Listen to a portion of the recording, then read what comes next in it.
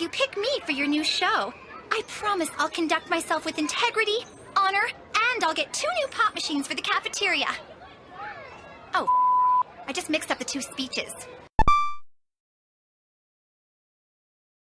Courtney is the headstrong, overachieving perfectionist of the Total Drama series. Throughout the show's run, we see Courtney go from being a hero with good intentions and a drive to help her teammates win, to a borderline villain that's selfish and willing to do anything to win. She got booted out fair and square. Sorry, Heather, but myself and the law firm of Fleckman, Cohen, and Strauss would beg to differ. We filed a wrongful dismissal lawsuit against the producers. And won. Ironically, it's the same degree of relentless tenacity that often leads to her failing miserably.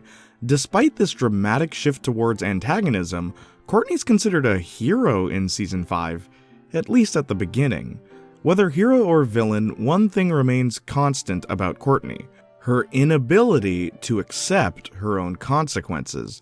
Because of that, she's easily one of the more divisive characters in the Total Drama series. But how did this happen? What caused the competitive contestant Courtney to convert from a caring and compassionate camper to a condescending and crafty cheater? Countless coddling from concerned parents? Or completely covert circumstances? You've all cast your votes and made your decision, so allow me to analyze. There's not enough people with originality, so here I am to save the day, Jayniac. Hey, I'm the only one with CIT camping experience here. You need me. We have a hot tub to complete, and we need a project manager. Since I've actually been a CIT before, I'm electing myself. You guys need me. I'm the only one. We know. Over the course of 4 seasons, Courtney displays a wide variety of skills. She excels academically and shows a great deal of intelligence and self-discipline, most of which likely comes from her environment outside of Total Drama. She's part of her school's debate team, she's running for student council president, she's studying for her law school admission test, and she was kind of in a band. I used to play in an all-girl rock band at school called the A-Type Psychotic Crazies. Unfortunately, we broke up before our first gig. Apparently, you can't start a band with 5 leads and no backup. But Courtney's skills aren't limited to politics, law, and music. Her athletic prowess starts to shine in the show's 2nd season, where Courtney's balance, strength, and physical stamina are put to the test, only for her to pass with flying colors. It would be almost impossible for anyone to find time for all of these activities, let alone be this good at them. So it comes as no surprise then that Courtney is a very organized person. The key to being a leader is making decisions. I've made all of my decisions for the next 4 years. Want to know what I'm having for breakfast next April 22nd? But it's in this behavior that we find one of Courtney's major flaws: her obsession with things going exactly the way she wants them to. Courtney is an absolute perfectionist, and when things don't go her way, she's prone to throwing temper tantrums on the same level a 5-year-old would. It's this overindulgent need for things to be perfect that causes a bit of a rift between Courtney and her teammates initially, often preventing her from taking the leadership role she strongly believes she deserves. To make matters worse, despite being one of the most educated and versatile contestants on Total Drama, Courtney has very little social skills. This is put on full display in Season 1's episode Phobia Factor, where all of the contestants are forced to face their biggest fears. When Courtney's teammates crack under pressure, instead of being a good leader by encouraging them and talking them through their fears, she just yells at them for not overcoming their fears. Made all the more ironic when Courtney is unable to face her own fears. It seems like Courtney doesn't even live up to her own expectations. A lot of Courtney's aggression is usually geared towards competition. Simply put, when she's losing, she gets angry. It's possible that Courtney has never really lost anything in her life before, hence why she's so unaccepting of failure. When you pair this with her competitiveness and her perfectionism, you get a deadly combination, but not for anyone's benefit. No. Courtney's biggest enemy in the Total Drama series has always been herself. Whenever she's approached about her negative behavior, she usually makes an excuse for it, or just brushes it off.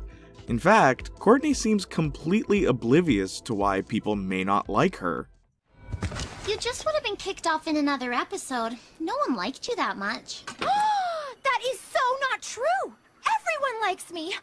I used to be a CIT! Which is probably because, in her eyes, Courtney's never done anything wrong. In the first season, that is.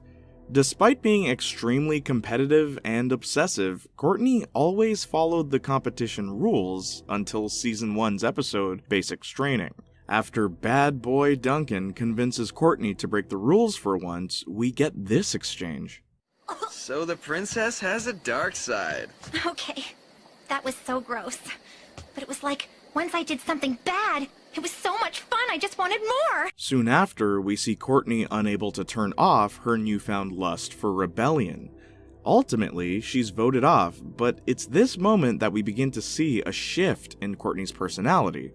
Every appearance after this one, Courtney seems to be a lot more comfortable with betraying her teammates and cheating in competitions, coming into full effect when, with the help of her lawyers, she successfully sues her way back onto the show in its second season. Though, that isn't to say that signs of Courtney having villainous tendencies weren't already there in Season 1. I can't say anything bad about her. And I excel at saying bad things about people. If getting back on the show wasn't enough, her lawyers grant her access to things the rest of the contestants aren't allowed to have in the game, demanding special treatment. Thanks to Courtney's lawsuit, she'll be playing by a different set of rules. The contestants hereafter referred to as Courtney may retain a personal digital assistant, aka her PDA. Things only get worse in Season 3. After starting the season pretty amicably, Courtney loses all sense of self-control when she discovers that her boyfriend Duncan had cheated on her with Gwen, who at the moment was the closest thing Courtney had to a real friend. Courtney's anger leads her to becoming so vengeful that she forgets about the competition. All of her focus that was previously geared towards winning has now been shifted to getting back at Duncan and Gwen. Duncan will lose it! It's basic breakup math. The more mad Duncan gets, the more jealous he looks. The cruddier Gwen feels, the more vindicated I am. It's perfect! It's not long after that Courtney begins to lose games on purpose just to get Gwen voted off her team.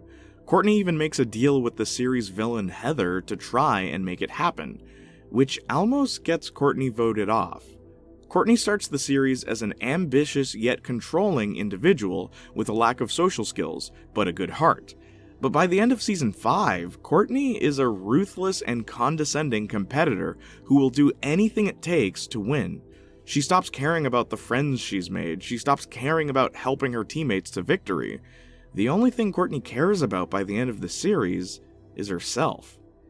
And maybe her family?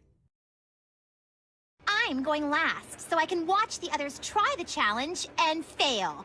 That way, I can learn from their mistakes. Mama didn't raise no sucker. While searching for information about Courtney's parents, I realized we know nothing about them. In fact, Courtney's lawyers are mentioned far more frequently, so perhaps Courtney comes from a household heavily involved with the law. How else would you explain a 16 to 17-year-old already having such great lawyers by the second season? In many ways, her lawyers act as enablers to Courtney's bratty behavior, but even they grow tired of her constant badgering, most notably in Dial M for Merge and Superhero Id, where after trying to reach her lawyers with her PDA, she receives an out-of-office reply. Which brings us to the closest thing Courtney has to a consistent friend, her personal digital assistant, commonly acronymized as her PDA. Courtney appears with her PDA in all but one episode of Total Drama Action, and when it goes missing, we get this exchange. Courtney, you're shivering! You must be freezing! PDA withdrawal. Really speaks volumes. Interestingly, it's this very same accessory that leads to Courtney getting voted off the season she sued her way onto. Despite all of Courtney's negative character traits, she was able to ignite a few flames though. More specifically, her relationships with Duncan and Scott. I'm not including Alejandro because he was only using Courtney. She may have caught feelings for him, but he didn't reciprocate. Duncan is probably the first person to convince Courtney that being bad can be fun. Because he's always challenging her perfect way of life, Courtney was likely drawn to this. Remember that Courtney loves a challenge. She practically lives for them. So once the two actually start dating, Courtney takes on a new challenge: how to change Duncan. Throughout their relationship, Courtney makes very little effort to actually get to know Duncan as a person. She only sees him for his flaws, and instead of trying to compromise, or at the very least be understanding towards Duncan's troubled past, she just makes a list of things to change about him. Courtney wrote me a 32-page letter outlining all my faults and how to correct them if we're ever going to have a serious relationship. All of which she expects me to memorize. So it comes as no surprise then that their relationship doesn't end very well. Which is a shame, because it's obvious that Courtney's feelings for Duncan are real. It's just that she doesn't know how to approach a relationship. Maybe Duncan was her first. And then there's Scott. As you may recall in my Total Drama Heather analysis, links down below, I mentioned how I felt about Total Drama's 5th season. To quote myself, Season 5 sucks! And Scott and Courtney's relationship is a good example of why. Just this once, I'm gonna ignore the bad writing and assume that Courtney's attraction to Scott also comes from her desire to want to challenge herself. She was unsuccessful at changing the juvenile Duncan, so maybe she felt she could change the scheming farm boy Scott. And if you really think about nah, it's just bad writing. Courtney didn't really have an ending, so it'd be nice to see her learn a little bit of humility in the new seasons, if she shows up in them at all. I kinda like the idea of Courtney and Gwen being friends. Let's see if they fix that. You know, maybe Total Drama Reunion would have fixed something? Or maybe you're someone who believes that Courtney doesn't deserve any sort of redemption. Let me know in the comments below. Be sure to follow me on Spotify, Instagram, and Twitter, I guess. Be sure to follow the Junior and Marcus Talk podcast, available anywhere you get your podcast. If you're already subscribed to this channel, please subscribe to my backup channel, Jayniac Jr., in case anything bad happens to this one. And finally, please take a look at the merchandise. The links to everything that I just listed are in the description box down below. I never really thought much of Courtney until making this video, and honestly, after looking back, she is a very interesting character, isn't she? So, which Total Drama character should I talk about next? Let me know in the comments down below. Until then, I'll leave you with this. Knock knock. Come in.